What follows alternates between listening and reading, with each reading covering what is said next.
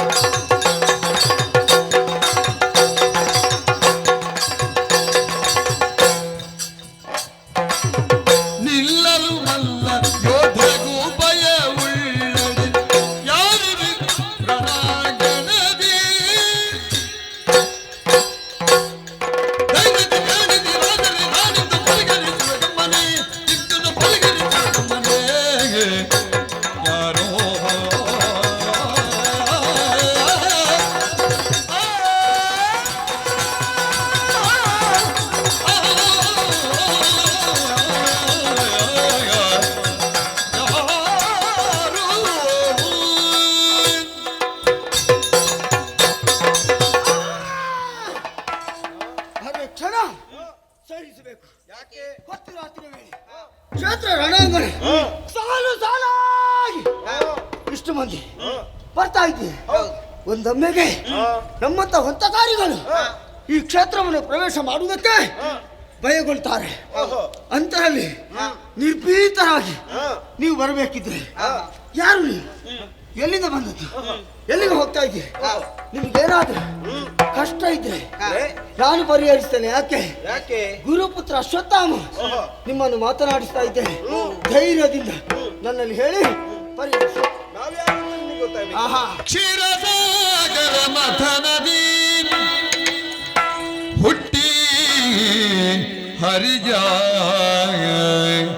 ಸೇರಿ ವಕ್ಷದಿ ನಿಲ್ದ ಕಥೆಯ ನೀನರಿಗೆಯ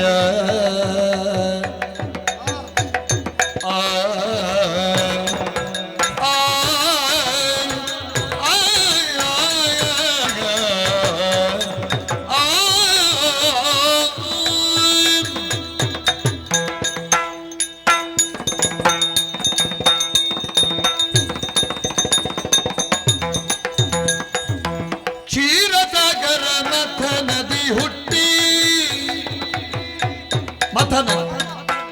ಮಥನದಿ ಹುಟ್ಟಿ ಹರಿಯ ಸಿರಿ ವಕ್ಷದಿನಿಂದ ಕಥೆಯ ನೀನರಿಯ ಈ ಕಥೆಯ ನೀನರಿಯ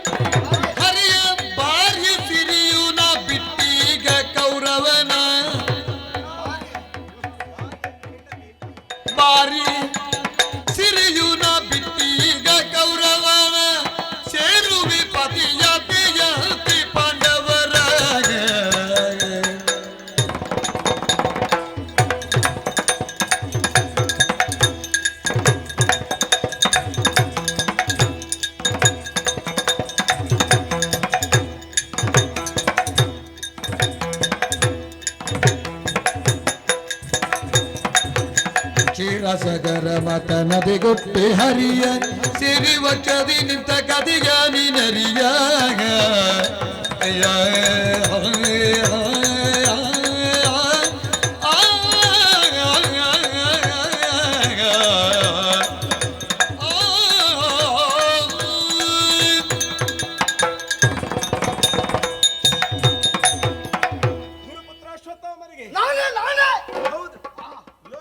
ಚಿರಂಜೀವಿಗಳು ನೀವು ಸಾಯಲಾರದ ಕಾರ್ಮುಕವೆಂಬರಿ ಮಾಯಗಾರನ ದ್ರೌಣಿಯ ಅಂತ ಲೋಕ ಗುರುತಿಸ್ತದೆ ನಿಮ್ಮ ಹೌದು ಮತ್ತೆ ಆದ್ರೆ ನೀವು ಬರಿಯ ಕಣ್ಣಿನಿಂದಲೇ ನೋಡುವ ಕಾರಣದಿಂದಲಾಗಿ ನಾವ್ಯಾರು ಅಂತ ಅರಿಯಲಿಕ್ಕೆ ಆಗಲಿಲ್ಲ ಆಂತರಂಗಿಕವಾದ ಕಣ್ಣುಗಳಿಂದ ನೀವು ಕಾಣ್ತಾ ಇದ್ರೆ ನಮ್ಮ ಕಥೆಯನ್ನು ನಾವು ಹೇಳಬೇಕಾದ ಅಗತ್ಯವೂ ಇರ್ಲಿಲ್ಲ. ಈಗ ಬರಿ ಕಣ್ಣಿಂದ ನೋಡಿದ್ರೆ ಕಾಣುವುದಿಲ್ಲ ಅಂತ ಬೇರೊಂದು ಹಾಕಿಕೊಳ್ಳುದ?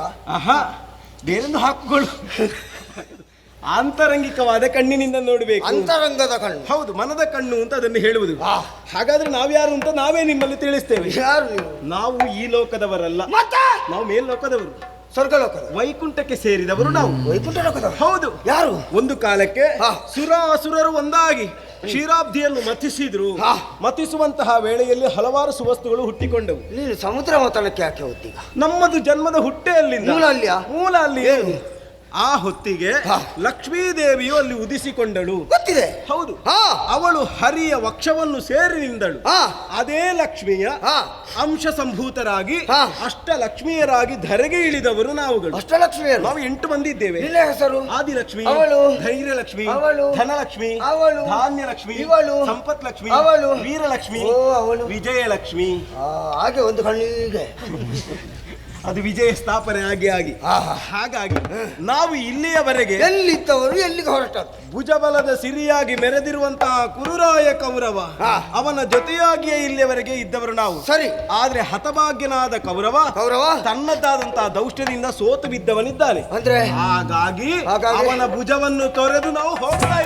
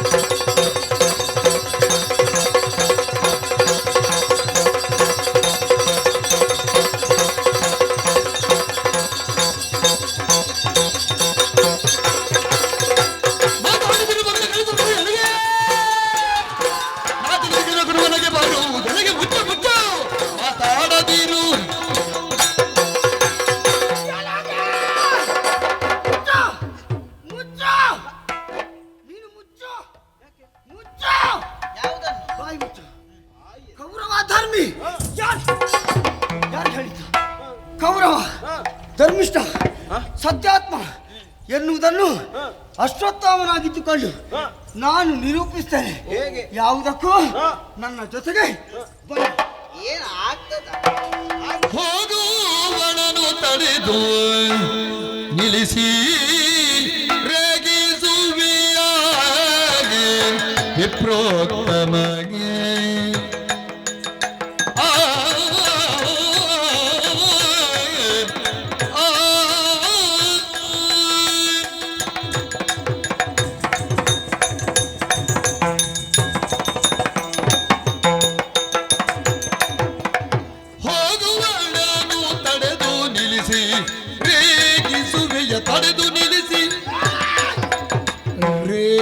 ರೇಗಿಸುವೆಯ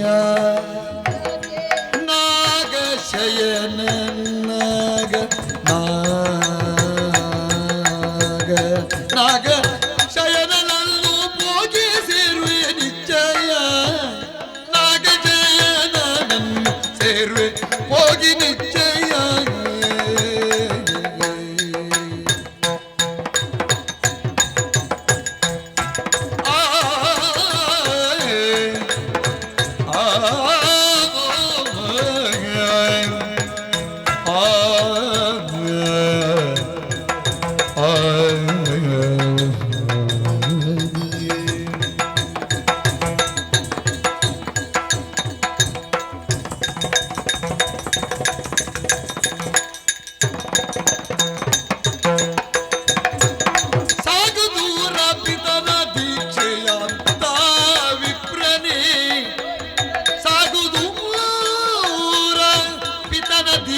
ಯಾಂತ ವಿಪ್ರನೇ ಈಗ ಕಾರ್ಯವೇನು ಇಲ್ಲ ನಡೆ ನಡೆ ನಡೆ ಈಗ ಕಾರ್ಯವೇನು ಇಲ್ಲ ನಡೆಯೋ ನಡೆಯೋ ನಡೆಯೋ ಗಮ್ಮನೆ ಸಾಗುತ್ತೀರ ಪಿತನ ದೀಕ್ಷೆ ಯಾಂತ ವಿಪ್ರನೇ ಈಗ ಕಾರ್ಯವೇನು ಇಲ್ಲ ನಡೆಯೋ ಗಮ್ಮನೆ ನಿಲ್ಲಿಸಿ ರೇಗಿಸುವೆಯ ಅಯ್ಯೋ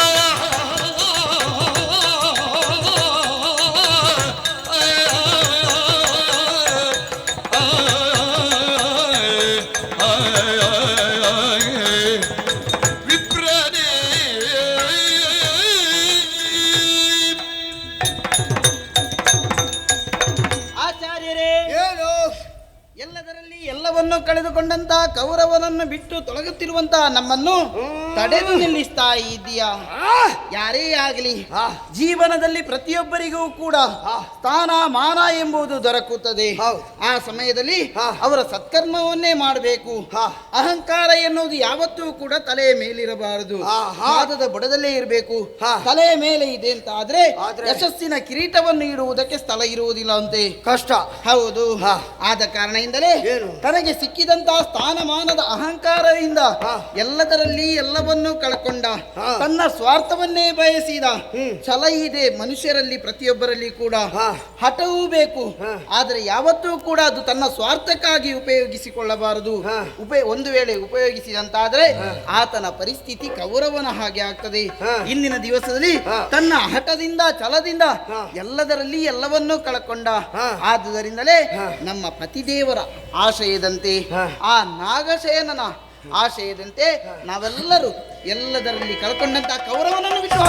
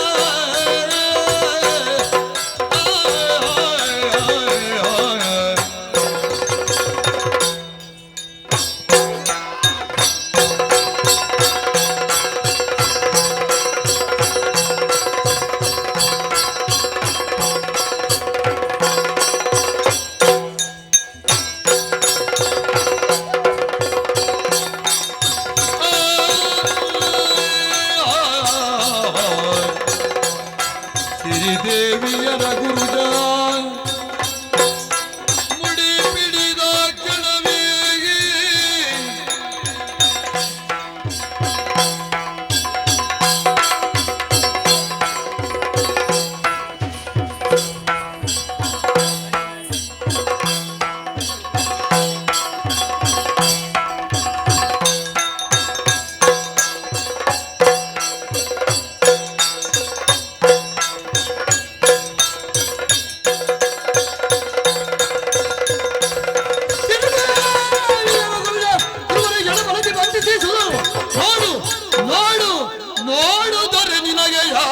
ದೊರಕಿದಿ ಪರಿಭವವು ನೋಡು ನೋಡು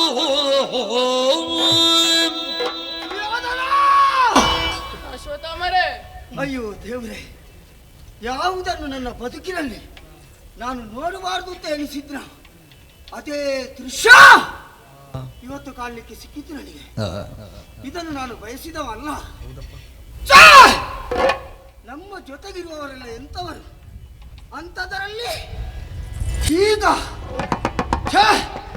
ಛಲದಿಂದಲೇ ಬೆಳೆಯುತ್ತೇನೆ, ಛಲದಿಂದಲೇ ಮೆರೆಯುತ್ತೇನೆ, ಛಲದಿಂದಲೇ ಉಳಿಯುತ್ತೇನೆ.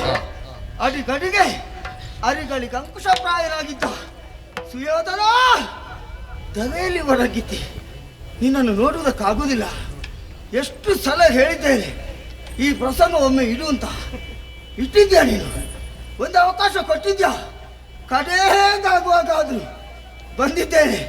ಈಗ ಕೇಳ್ತೇನೆ, ಈ ಸ್ಥಿತಿಯಲ್ಲಿ ನಿನಗೆ ನನ್ನಿಂದ ಏನಾಗಬೇಕು? ಪಿತಗಳಿದ ದೀಕ್ಷೆಯಲ್ಲಿ ಅರಿಗಳ ಹತಿಸಲಿ ಇವರಿಗಾದುದಿಲ್ಲ. ಪಿತನಳಿದ ದೀಕ್ಷೆಯಲ್ಲಿ ಅರಿಗಳ ಹತಿಸಲ್ ಈವರೆಗಾದುದಿಲ್ಲವೋ. ಖತಿಯ ಪೌರುಷರಣ ವಿನ್ಯಾತಕ್ಕೆ ತೊಡೆ ಮುರಿದು ರಣದಿ ಗತಿಸಿ ಹೋಗುವ ಸ್ಥಿತಿಯೊಳಿಗೆ ವಿಪ್ರರೇ.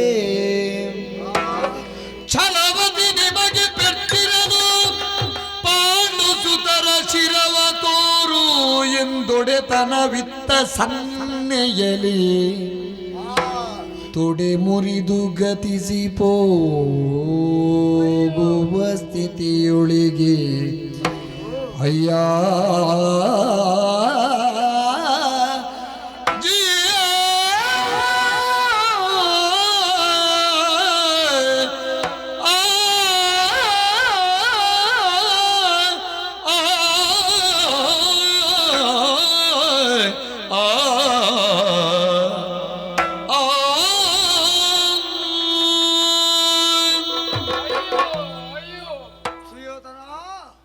ಬೇಡ, ನನಗಿನ್ನು ಯಾರೂ ಬೇಡ. ಎಲ್ಲರನ್ನು ನಂಬಿ ನಾನು ಮೋಸ ಹೋದದ್ದು ಸಾಕು. ತಪ್ಪು ಮಾಡಿದ್ದಲ್ಲಿ ಅಯ್ಯೋ, ಯುದ್ಧ ರಂಗದಲ್ಲಿ ತೊಡೆ ಮುರಿದು ಈ ಕ್ಷಣದಲ್ಲಿ ಸಾಯ್ತೇನೋ ಎಂಬ ಈ ಸ್ಥಿತಿಯಲ್ಲಿ ಇರುವಂತಹ ವೇಳೆಯಲ್ಲಿ ಇಲ್ಲ ಇಲ್ಲ ಇಲ್ಲ, ನೀನು ಅಷ್ಟು ಬೇಗ ಸಾಯ್ಲಿಕ್ಕಿಲ್ಲ.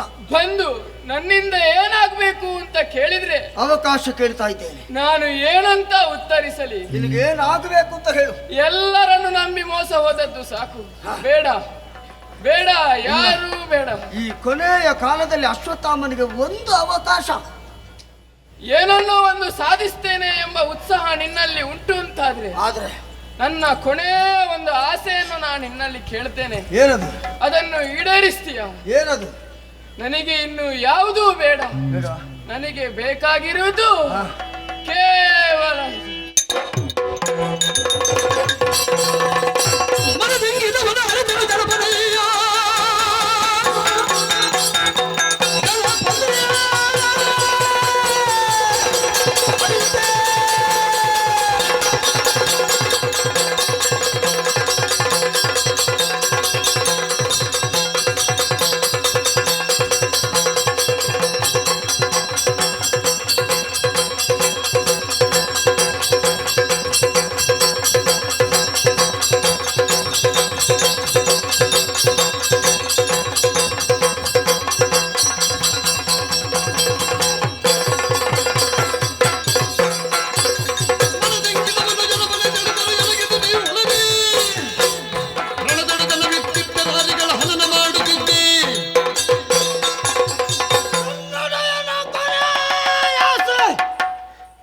5 ಅರ್ಥ ಆಯ್ತು.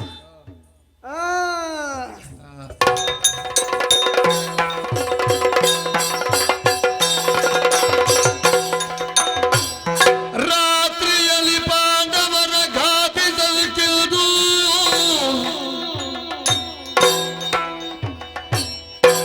ಗುರುಜಾತ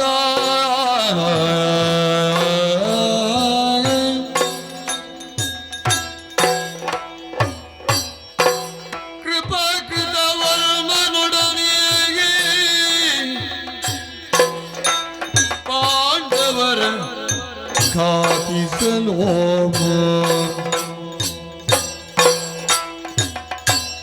ರಾತ್ರಿಯಲ್ಲಿ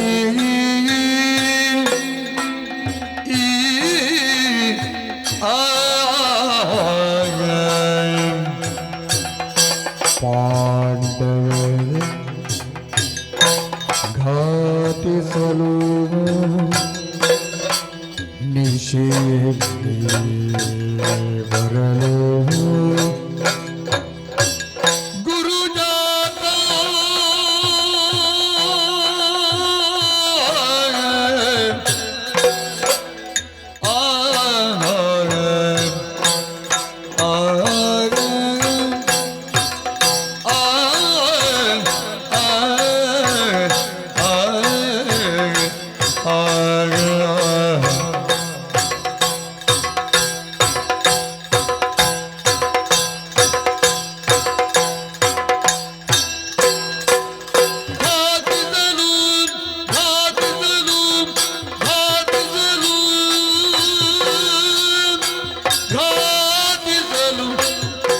ಪಾಂಡವರ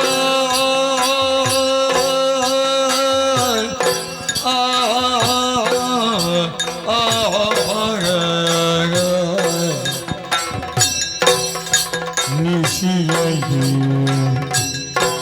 ಐತದ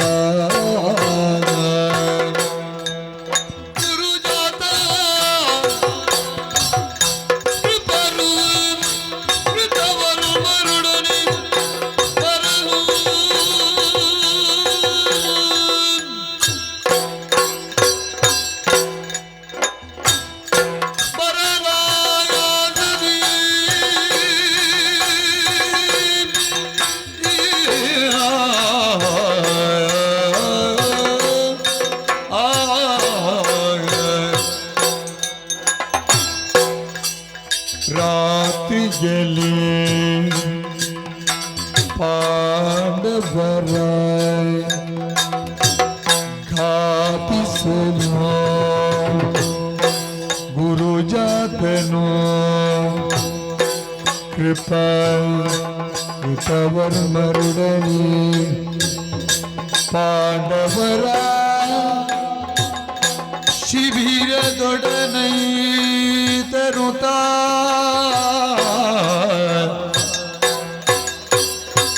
ಶಿಬಿರಗೆ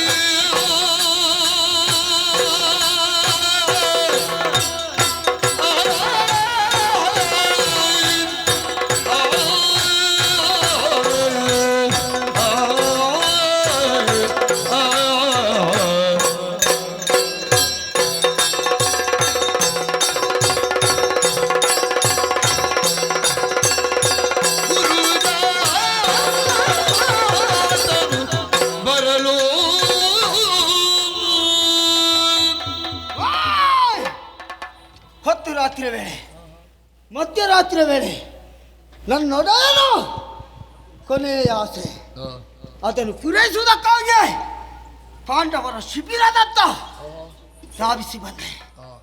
ಯಾರಿಗೂ ಗೊತ್ತಾಗಲಿಲ್ಲ.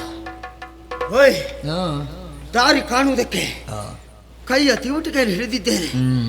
ಬರಬರುತ್ತಾ ಯಾಕೆ ಹೀಗೆ ಆಯಾಸ, ದೈಹಿಕವಾಗಿ ನಾನು ಬಳಲ್ತಾ ಇದ್ದೇನೆ. ಹಾಗಿದ್ರೆ ಮಾನಸಿಕವಾಗಿ ಕಾರ್ಯಪ್ರವೃತ್ತನಾಗುವುದಕ್ಕೆ ಸಾಧ್ಯವೇ ಇಲ್ಲ. ಹಾಗಿದ್ರೆ ಏನು ಮಾಡೋಣ?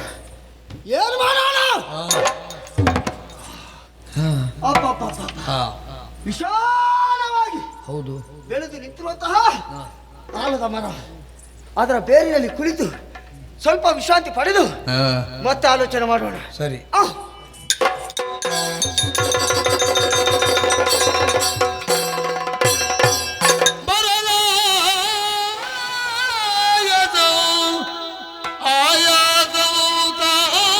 ತಳೆದು ಘೋರ ಮರ ನಡಿಕೊಳ್ಳಿರಲು ಮೇಲಿಂದ ಚಿಕ್ಕ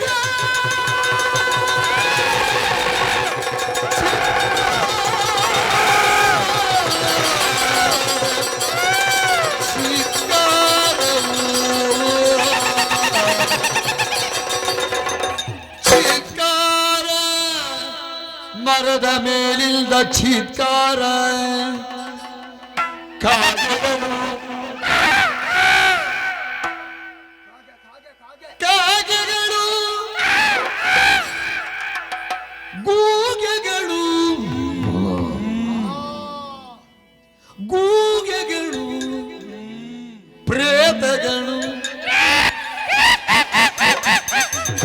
ಪ್ರೇತಗಳು ಕಾಗೆಗಳು ಪ್ರೇತಗಳು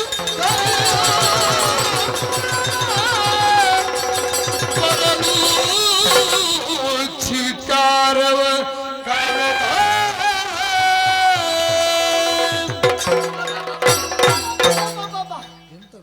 ಓಯ್, ಆಯಾಸ ದೂರ ಮಾಡುವುದಕ್ಕೆ ಮರದ ಕೆಳಗೆ ಕುಳಿತು ವಿಶ್ರಾಂತಿ ಪಡೀತಾ ಇದ್ದೆ. ಪಕ್ಕನೆ ಕರ್ಕಶ ಧ್ವನಿ ಏರುತ್ತ ಮೇಲೆ ನೋಡಿದ್ರೆ ಕಾಗೆಗಳು. ಯಾವ ಜಾತಿಯ ಕಾಗೆ? ಭಯಂಕರ ಇದೆ. ಒಂದು ಕಡೆಯಿಂದ ಕಾಗೆ, ಮತ್ತೊಂದು ಕಡೆಯಿಂದ ಗೂಗೆ. ನನ್ನಲ್ಲಿ ಆ ಗೂಗೆಗೆ ದ್ವೇಷ ಉಂಟು. ಮಾಡ್ತೇನೆ ಮಗನೇ ನಿನಗೆ ಅಂತ. ನೋಡಿದ್ದೀರಾ, ಒಂದು ಕಡೆ ಕಾಗೆ, ಮತ್ತೊಂದು ಕಡೆ ಗೂಗೆ, ಮತ್ತೊಂದು ಕಡೆ ಪ್ರೇತ.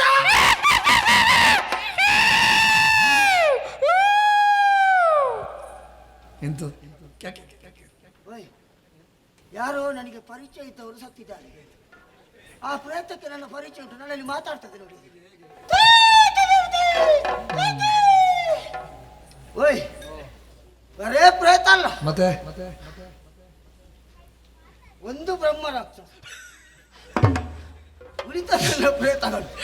ಓಯ್, ಕಾಗೆಗಳು ಗೂಗೆಗಳು ಹಾರಾಟ ಚೀರಾಟ ನಾನಾಟ. ಯಾಕೆ ಅಂತ ನೋಡಿದ್ರೆ ಒಂದೊಂದೇ ಕಾಗೆಗಳನ್ನು ಗೂಗೆಗಳು ಕುಕ್ಕಿ ಕುಕ್ಕಿ ಕುಕ್ಕಿ ಕುಕ್ಕಿ ನೆಲ ಕಪ್ಪಳಿಸ್ತಾ ಇದ್ದಾವೆ. ಯಾಕೆ? ರಾತ್ರಿ ಹೊತ್ತಿನಲ್ಲಿ ಕಾಗೆ ನಿದ್ರಿಸ್ತದೆ, ಗೂಗೆ ಸಂಚರಿಸ್ತದೆ. ಕಾಗೆಗಳಿಗೂ ಗೂಗೆಗಳಿಗೂ ಪಟ್ಟ ದ್ವೇಷ. ಹಾಗಿದ್ರೆ ತನ್ನ ಶತ್ರುಗಳು ನಿದ್ರಿಸ್ತಾ ಇರುವಾಗ ಆ ಗೂಗೆ ಅವುಗಳನ್ನು ನಾಶ, ಹಾಗೆ ಗೂಗೆ ಶತ್ರುಗಳು ನಿದ್ರೆ ನಾಶ.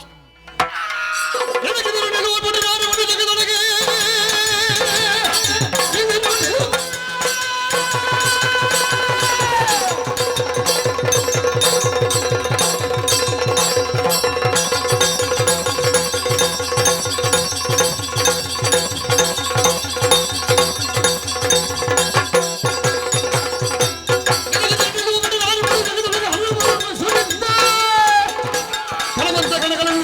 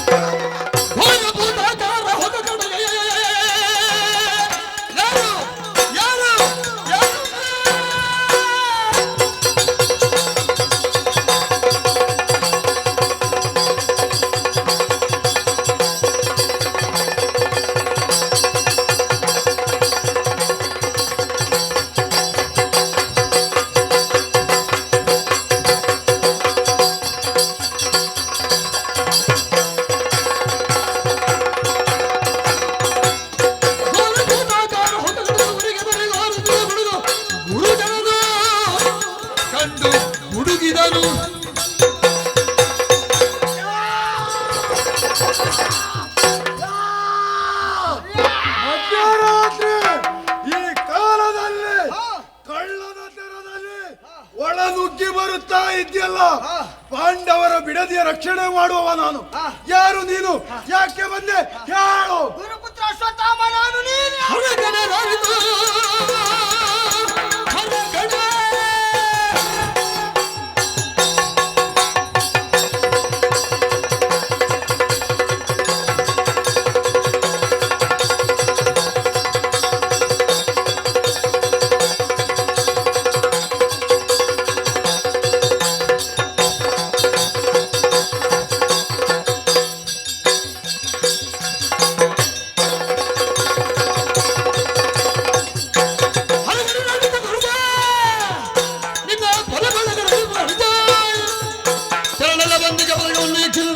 ಈ ಕ್ಷಣವೇ ಗುರುಪುತ್ರ ಅಶ್ವತ್ಥಾಮ, ನೀನು ಯಾರಾದರೂ ಕೂಡ ಏನು ನನಗೆ ಲಕ್ಷ್ಯವಲ್ಲ. ಹಸಿದಂತಹ ನಾನು ಅಲ್ಲಿಗೆ ಅಲ್ಲದಾಗದಾಗೆ ನುಂಗಿ ಬಿಡ್ತಾನೆ. ನಿನಗೆ ಹಸಿವು ಆಗ್ತಾ ಉಂಟು. ನಿನ್ನ ಹಸಿವೆಯನ್ನು ದೂರ ಮಾಡುವುದಕ್ಕೆ ವ್ಯವಸ್ಥೆ ನಾನು ಮಾಡ್ತೇನೆ. ಈಗ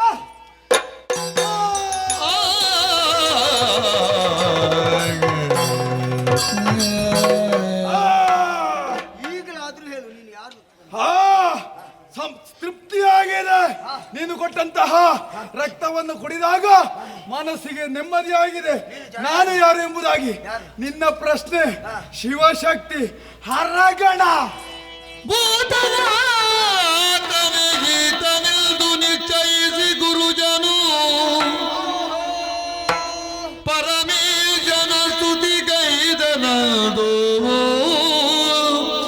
ಜಯ ಜಯ ಶಂಕರ ಉರಿ ನಯನನೆ ಪರಿಪಾಲಿಸು. ಜಯ ಜಯ ಪರಮೇಶ ಸಾಕಾರ ರೂಪನೆ ಕೈಲಾಸ ವಾಸನ. ಜಯತು ಜಯತು ಜಯ ಜಯ ನಮೋ. ಜಯ ಜಯ ಶಂಕರ ಉರಿ ನಯನನೆ ಪರಿಪಾಲಿಸು. ಜಯ ಜಯ ಪರಮೇಶ ಪಾಲಿಸು. ಜಯ ಜಯ ಪರಮೇಶ.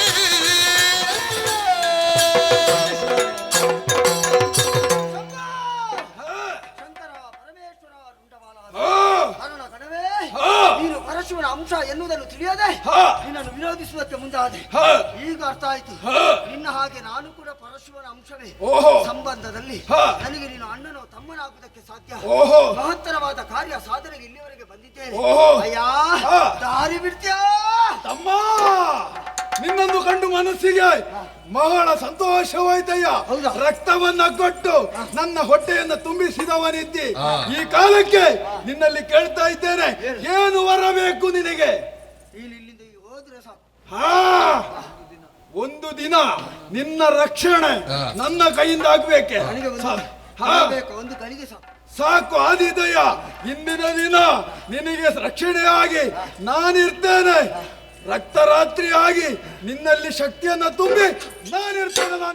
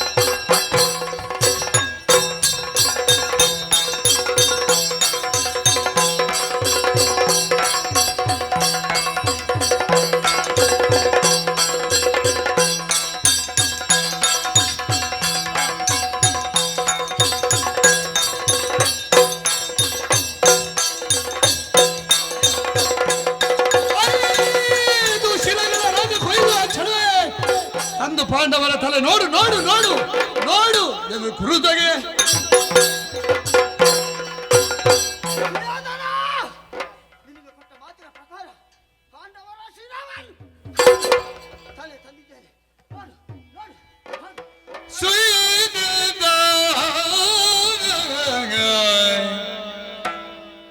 ಮರಣಾಂತ್ಯದಲ್ಲಿ ಇದೇನಿದೆ ಕೃತ್ಯಗೈದಿರಿ ಐದಿನಿ ಬೆಸಗಿದಿರಿ ಶಶಿವಂಶ ಕುಡಿಯರಿದುರೇ ಹಾ ದೇವ ಮಹಾದೇವ ನಾನು ಸಾಯುವಂತಹ ಕಾಲಕ್ಕೆ ಆ, ನನ್ನಿಂದ ಏನಾಗಬೇಕು ಎಂದು ಕೇಳಿದಾಗ ಆ, ನನ್ನ ಆಸೆಯನ್ನು ಪೂರೈಸ್ತೇನೆ, ಕ್ಷಣ ಮಾತ್ರದಲ್ಲಿ ಮಾಡ್ತೇನೆ ಎನ್ನುವ ಕಾರಣಕ್ಕೆ ಆ. ನನ್ನ ಒಂದು ಆಸೆಯನ್ನು ನಾನು ನಿಮ್ಮಲ್ಲಿ ಹೇಳಿದೆ. ಅದ್ರಲ್ಲಿ 5 ತಲೆ ಉಂಟು. ಯಾರ್ಯಾರ್ದು ಅಂತ ನೀನು ನೋಡಿಕೊ. ಅಯ್ಯೋ, ನಾನು ಹೇಳಿದ್ದೇನು, ನೀವು ಮಾಡಿದ್ದೇನು. ಹೇಳಿದ್ದೇನೆ, ಮಾಡಿದ್ದೇನೆ ಹೇಳಿದ್ದೇನೆ. ಇಲ್ಲ, ಆ? ಸಾಯುವಂತಹ ಈ ಕಾಲಕ್ಕೆ ನನಗೆ ಎಲ್ಲ ಪಾಪವು ನನ್ನ ತಲೆಯ ಮೇಲಿತ್ತು. ಆ? ಈಗ ಮತ್ತೊಂದು ಪಾಪವನ್ನು ತಂದು ನನ್ನ ತಲೆಯ ಮೇಲೆ ಹಾಕಿ ಬಿಟ್ಟಿರಲ್ಲ ಅಶ್ವತ್ಥಾಮರೇ. ಯಾವುದು? ನಾನು ಹೇಳಿದ್ದು ಪಾಂಡವರ ತಲೆ ಬೇಕು ಎಂಬುದಾಗಿ. ಅವರದ್ದೇ ತಲೆ ಆದ್ರೆ ನೀವು ತಂದದ್ದು ತಂದದ್ದು ಪಂಚ ಪಾಂಡವರ ತಲೆ ಎಂಬು. ಅದೇ ಪಂಚಪಾಂಡವರ ಉಪ ಪಾಂಡವರ ತಲೆಯನ್ನು ಯಾರದು? ಉಪ ಪಾಂಡವರ ತಲೆಯನ್ನು ತಂದ ಸ್ವಾಮಿ. ಉಪಪಾಂಡವರು. ನಾನು ಸಾಯುವಂತಹ ಈ ಸ್ಥಿತಿ ನನ್ನನ್ನು ಬಿಡಿ. ಆದ್ರೆ ಒಂದು ಮಾತನ್ನು ನೀವು ನೆನಪಿನಲ್ಲಿ ಇಟ್ಟುಕೊಳ್ಳಿ. ಏನಯ್ಯ? ಈ ವಿಚಾರವೇನಾದ್ರೂ ಪಾಂಡವರಲ್ಲಿ ಒಬ್ಬನಾದಂತಹ ಭೀಮನಿಗೆ ಏನಾದ್ರೂ ಗೊತ್ತಾಯ್ತು ಎಂದಾದ್ರೆ ನಿಮ್ಮ ಜೀವಕ್ಕೆ ಅಪಾಯ ಕಟ್ಟಿಟ್ಟದ್ದು. ಹಾಗಾಗಿ ಹೋಗಿ ಎಲ್ಲಿಯಾದ್ರೂ ಬದುಕಿಕೊಳ್ಳಿ. ಅಯ್ಯೋ, ನಾನು ಪ್ರಾಣವ ಬಿಡಲು ಕುರುವರಾಗಿ ನೆನೆಯುವುದಿಲ್ಲದನು ಹರಿಯು ಕುಂತಿಯ ನಂದನರನು ರಕ್ಷಿಸುವ ದಿಟ ಹರಿಯು ಕುಂತಿಯ ತನಯರನು ರಕ್ಷಿಸುವ ದಿಟ ಕುರು ಜನಪಗೆಲ್ಲ ಬಲಗಳಿರ್ದರು ದೈವ ಬಲವಿಲ್ಲವಲ ಇಲ್ಲಪ್ಪ. ಕುರು ಜನಪಗೆಲ್ಲ ಬಲವಿರ್ದರು ದೈವ ಬಲವಿಲ್ಲ ರಣಕ್ಕೆ ಸಗಯವ ಯಾಚಿಸಲು ಓರ್ವನ ಸಗಾಯಕ್ಕೆ ಬಯನೆನಲು ಬಹೆನೆನಲು ತೊರೆದಿನಿತು ಯದು ಸೇನೆಯನ್ನು ಬಯಸಿದ ಮೂಢಮತಿ ಇವನೋ ಇವನನ್ನು ಏನು ಕುರುರಾಯ ಮೂಢಮತಿಯು ಎಲ್ಲ ಬಲಗಳಿರ್ದರು ದೈವ ಬಲವಿಲ್ಲ ಅಕಟಾಯ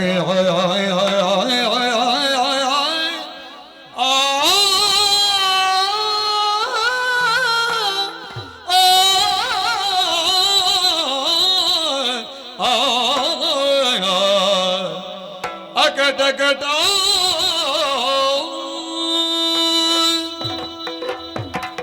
ಅಯ್ಯೋ ದೇವ್ರೆ! ಹ! ತಾನೊಂದು ಬಗೆದರೆ ವಿಧಿ ಇನ್ನೊಂದು ಒಗೆಯಿತು ಅಂತ ಆಯ್ತಲ್ಲ. ಇಲ್ಲದಿದ್ರೆ ರಣದಾರಿಯಲ್ಲಿ ಬರಗಿದ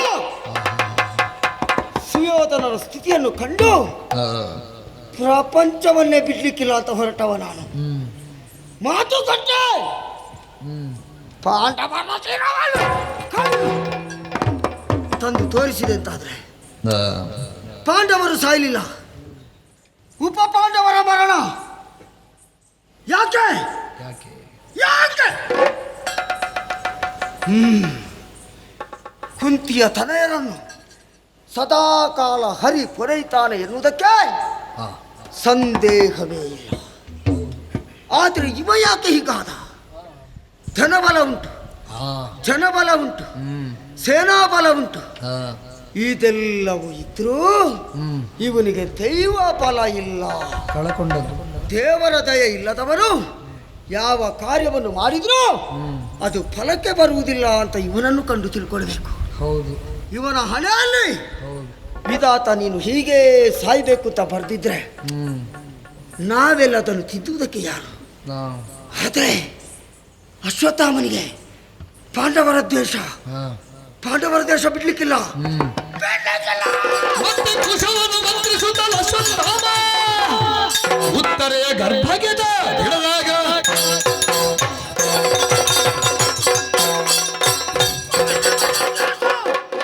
ಅಶ್ವತ್ಥಾಮನನ್ನು ಯಾವತ್ತು ಬಿಟ್ಟು ಹೋಗುವುದಕ್ಕೆ ಸಾಧ್ಯವೇ ಇಲ್ಲ.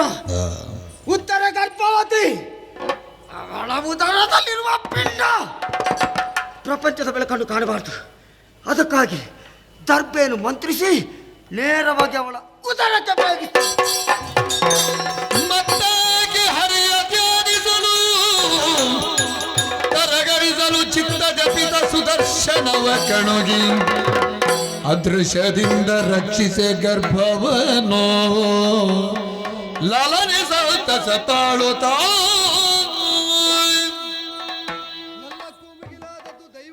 ಎಂಬ ಅರಿವು ಬಂದ ಮೇಲೂ ಅದನ್ನು ಅತಿಕ್ರಮಿಸ್ತೇನೆ ಎಂಬ ಹಠ ತೊಟ್ಟ ಅಶ್ವತ್ಥಾಮ ತೃಣವೊಂದನ್ನೇ ಬ್ರಹ್ಮಾಸ್ತ್ರವಾಗಿ ಅಭಿಮಂತ್ರಿಸಿ ಉತ್ತರೇ ಗರ್ಭಕ್ಕೆ ಪಾಂಡವರ ವಂಶವಲ್ಲರಿ ಕರಟಿ ಹೋಗುವಂತೆ. ಇಲ್ಲ, ದೈವ ಎಲ್ಲಕ್ಕಿಂತ ಅತೀತ ಅಂತ ಅರಿವಿಗೆ ಬಂದರೂ ಅದರ ಪ್ರಮಾಣ ಎಷ್ಟು ಅಂತ ಅರಿವಿಗೆ ಬರಲಿಲ್ಲ. ಸಹಸ್ರಾರನಾಗಿ ಕೋಟಿ ಸೂರ್ಯ ತೇಜದಿಂದ ಕಂಗೊಳಿಸುವ ಸುದರ್ಶನ ಯಾರಿಗೂ ಅರಿಯದಂತೆ ದೈವ ಸಂಕಲ್ಪವನ್ನು ಪಾಲಿಸುವುದಕ್ಕೆ ಉತ್ತರೆಯ ಗರ್ಭವನ್ನು ಹೇಗೆ ಸಂರಕ್ಷಿಸ್ತಾನೆ ಅಂತ ಲೋಕದ ನಾಸ್ತಿಕರು ಅರಿಯಬೇಕು. ಅದಕ್ಕಾಗಿ ಸುದರ್ಶನನಿಗೆ ಆಜ್ಞಾಪಿಸಿದ್ದೇನೆ, ಗರ್ಭ ಸಂರಕ್ಷಣೆ.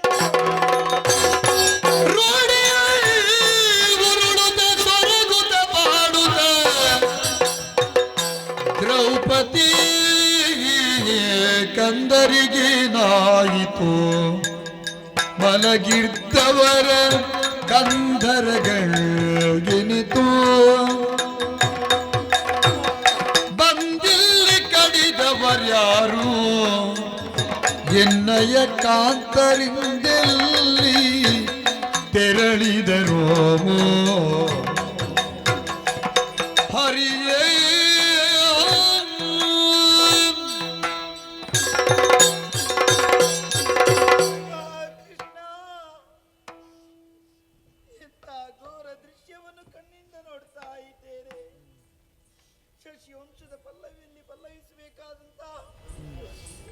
ನನ್ನ ಮುದ್ದು ಕಂದಮ್ಮಗಳು ಇಂದಿನ ದಿವಸದಲ್ಲಿ ರಕ್ತದ ಮಡುವಿನಲ್ಲಿ ತಮ್ಮ ಪ್ರಾಣವನ್ನು ಕಳಕೊಂಡಿದ್ದಾರೆ.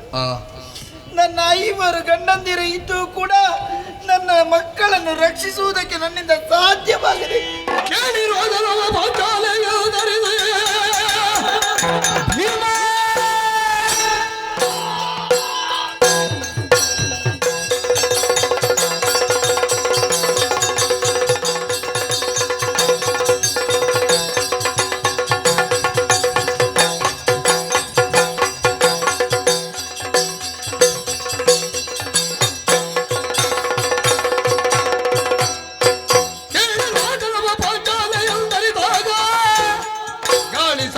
ಬಂದು ನೋಡಿ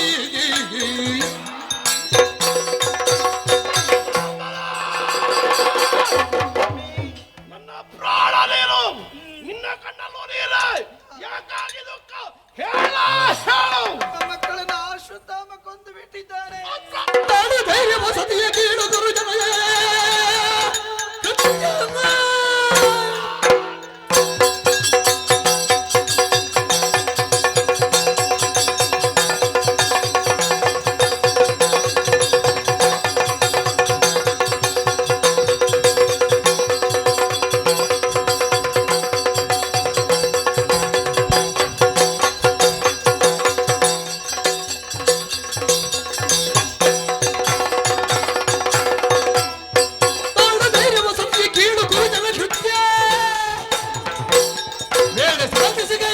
ಅಧಮನನು ಕೊಲ್ಲುವಿ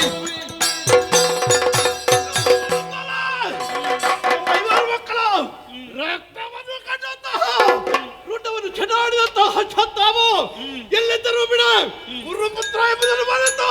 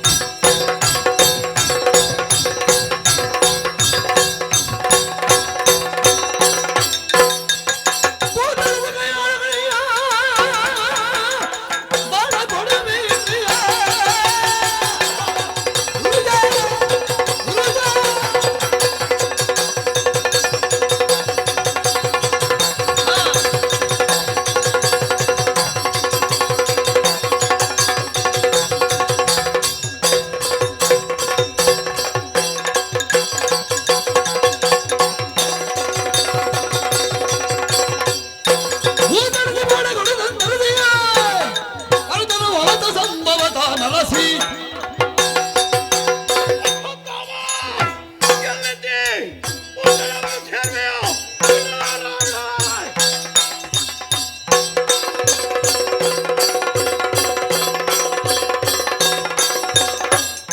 ಗುರುಜನ ಭಯವಿಲ್ಲದ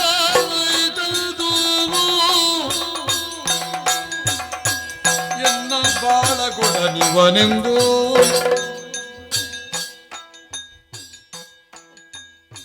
ವಾಯುಸುತ ಬಾಳಗುಡ ನಿಲ್ದುತ ಗುರುಜ ಭಯದಿಲ್ಲದ ನೋಡಿ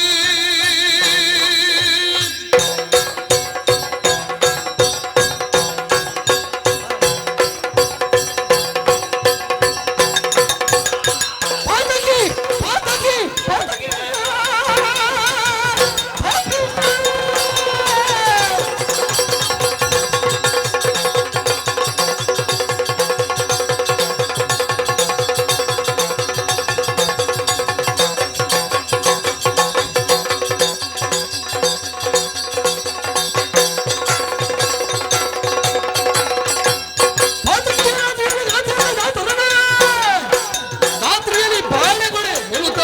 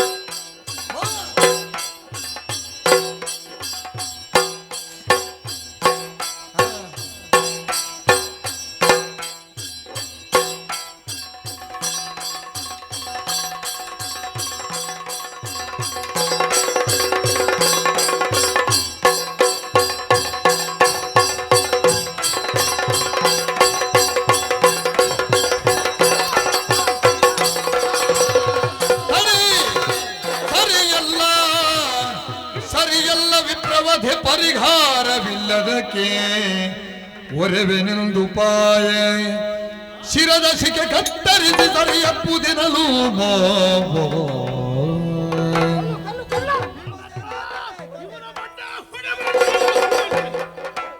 ಯಾವ ದ್ರೌಪದಿಗಾಗಿ ನೀನು ಇವನನ್ನು ನಟಿಸಿಕೊಂಡು ಹೊರಟೆ?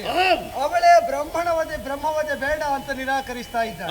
ವಿಪ್ರವಧೆ ಪರಮಪಾತಕರವಾದ ಅತ್ಯಂತ ನೀಚವಾದ ಕೃತ್ಯ ಮಾಡಿದವನಿಗೆ ಒಮ್ಮೆಗೆ ಕೊಂದು ಸುಲಭದ ಸಾವನ್ನು ಒದಗಿಸಕೂಡದು, ಪ್ರತಿನಿತ್ಯ ಅನುಭವಿಸುವಂತಾಗುವುದು. ಶಿಕೆಯಲ್ಲಿ ರಚಿಸುವ ಮಣಿ ಉಂಟು,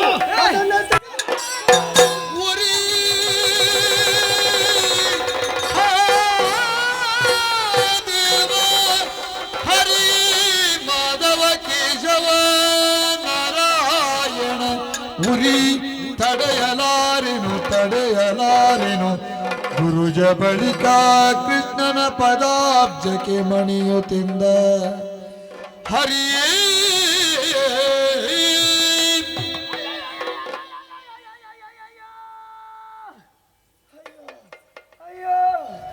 ಅಯ್ಯೋ ಕೃಷ್ಣ ಶ್ರೀಕೃಷ್ಣ ಅಶ್ವತ್ಥಾಮತಾರಿತ ನಮಗೆ ಬರೆಯುವುದಕ್ಕೆ ಏನು ಕಾರಣ ಅಂತ ತಿಳಿದಿದ್ದ ಕೆಲವರಲ್ಲಿ ನೀನೊಬ್ಬ. ಹಾಗೆ ಅಂತ ನೀನು ಏನು ನೀನು ಎಷ್ಟು ಎನ್ನುವುದನ್ನು ತಿಳಿದ ಹಲವರಲ್ಲಿ ನಾನೊಬ್ಬ. ಭಗವಂತ, ನಿನ್ನ ಸಂಕಲ್ಪ ಏನು ಅಂತ ಅರಿಯುವ ಶಕ್ತಿ ನಮಗೆಲ್ಲ ಇಲ್ಲ ಭಗವಂತ.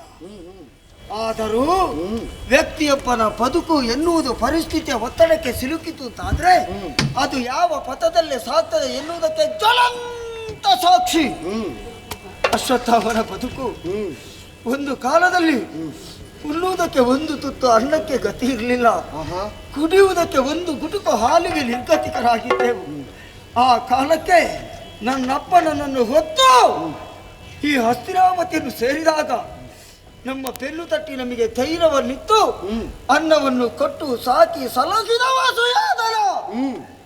ಅವನ ಅನ್ನದ ಋಣ ಅಲ್ಲ, ಅವನ ಸಿಂಹಾಸನದ ಋಣ ಅದು ನಮ್ಮನ್ನು ಬಾಧಿಸ್ತಾ ಇತ್ತು. ಅದಕ್ಕಾಗಿ ಬ್ರಾಹ್ಮಣನಾಗಿ ನಾನು ಹುಟ್ಟಿದ್ದರೂ ದರ್ಬೆಯನ್ನು ಹಿಡಿಯಬೇಕಾದ ಕೈಯಲ್ಲೇ ಕಟಾರಿಯನ್ನು ಹಿಡಿದೆ. ಪುಣ್ಯ ಜಡವನ್ನು ಪ್ರೋಕ್ಷಣೆ ಮಾಡಬೇಕಾದ ಕೈಯಲ್ಲಿ ರಕ್ತದ ಕಾಲುವೆ ಹರಿಸಿದೆ. ಶಿಶು ಹತ್ಯೆ ಎನ್ನುವಂತಹ ಮಹಾಪಾತಕ ಮಾಡಿಬಿಟ್ಟೆ.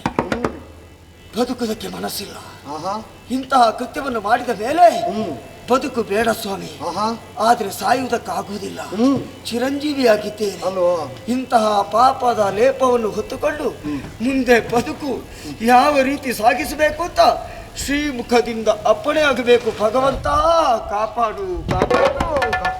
ಆಚಾರ್ಯರೇ, ನೀವು ಮಾಡಿದಂತಹ ಕೃತ್ಯದ ಭೀಕರತೆ ಎಷ್ಟು ಅಂತ ನಿಮ್ಮ ಅರಿವಿಗುಂಟೋ ಇಲ್ವೋ ಗೊತ್ತಿಲ್ಲ, ಆದರೆ ನಾನೇ ಸ್ಪಷ್ಟವಾಗಿ ಆಡ್ತೇನೆ. 18 ದಿನಗಳ ಕುರುಧಾರಿಣಿಯ ಧುರದಲ್ಲಿ ನಡೆದ ಅತ್ಯಂತ ಹೇಯವಾದ ಕೃತ್ಯದಲ್ಲಿ ಅತ್ಯಂತ ನೀಚವಾದದ್ದು ನೀವು ಮಾಡಿದ ಶಿಶು ಹತ್ಯೆ. ರಕ್ತರಾತ್ರಿ 5 ಮಂದಿ ಉಪಪಾಂಡವರು, 5 ಮಂದಿ ಪಾಂಡವರ ಮಕ್ಕಳು, ಅವರು ಮಲಗಿರುವಾಗ ಮೈ ಮೇಲೆ ಎಚ್ಚರ ಇಲ್ಲದ ಕಾಲದಲ್ಲಿ ಕಡಿದು ಕೊಂದಿರಿ. ಯಾರಿಗಾಗಿ ಮಾಡಿದರೂ ಆ ಸುಯೋಧನನೇ ಮಾಡಬಾರದಿತ್ತು ಅಂತ ಹೇಳುವಷ್ಟು ನೀಚ ಕೃತ್ಯ. ಹೌದು, ಅಲ್ಲಿಂದಲಾದರೂ ನೀವು ಎಚ್ಚೆತ್ತುಕೊಳ್ಬೇಕಾದೀತು.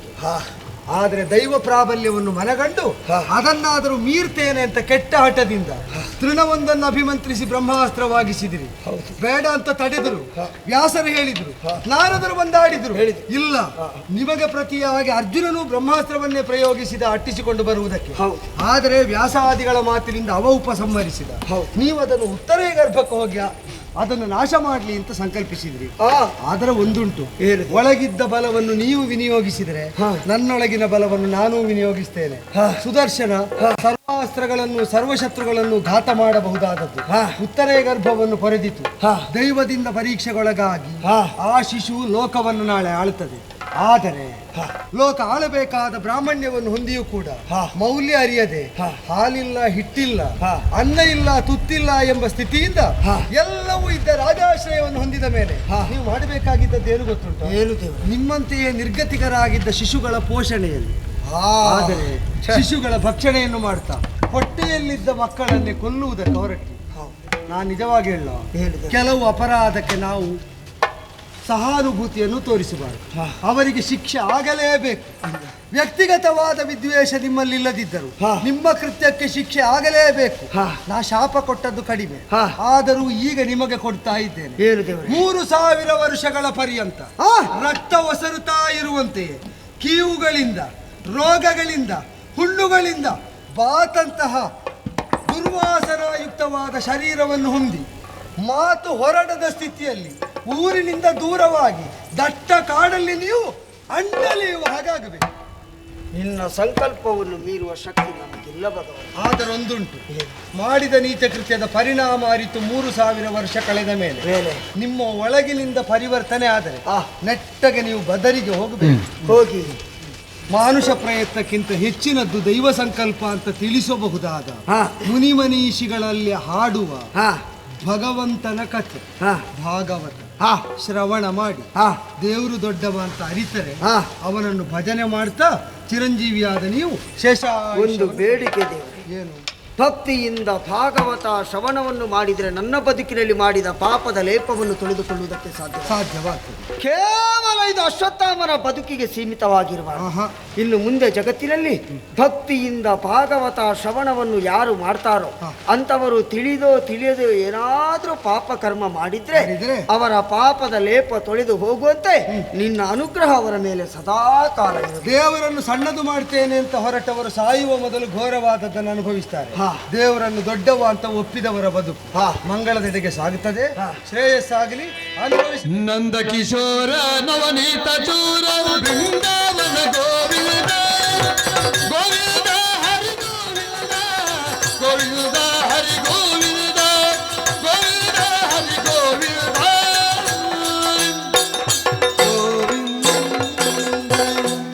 ದ್ರೌಪದಿಯಾಗಲಿ ದಮಯಂತಿಯಾಗಲಿ ಪಾತಿವ್ರತ್ಯದಿಂದ ತಾವೇನು ಅಂತ ಲೋಕಕ್ಕೆ ತೋರಿಸಿದ್ದಾರೆ.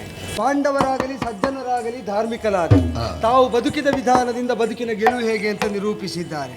ಅಶ್ವತ್ಥಾಮರಾಗಲಿ ಅಂತಹ ಪಾಖಂಡಿಗಳಾಗಲಿ ದೈವ ವಿರೋಧ ಮಾಡಿದರೆ ಹೊಂದಬಹುದಾದ ದುರವಸ್ಥೆಗೆ ನಿದರ್ಶನವಾಗಿದ್ದಾರೆ. ಇದು ಆದರ್ಶವಾಗಲಿ, ಲೋಕಕ್ಕೆ ಯಾವುದು ತ್ಯಾಜ್ಯ ಸ್ವೀಕಾರ್ಯ ಎಂಬ ಆದರ್ಶವನ್ನು ಬೋಧಿಸಲಿ, ಅದು ಲೋಕಕ್ಕೆ ಮಂಗಳವನ್ನುಂಟು ಮಾಡಲಿ.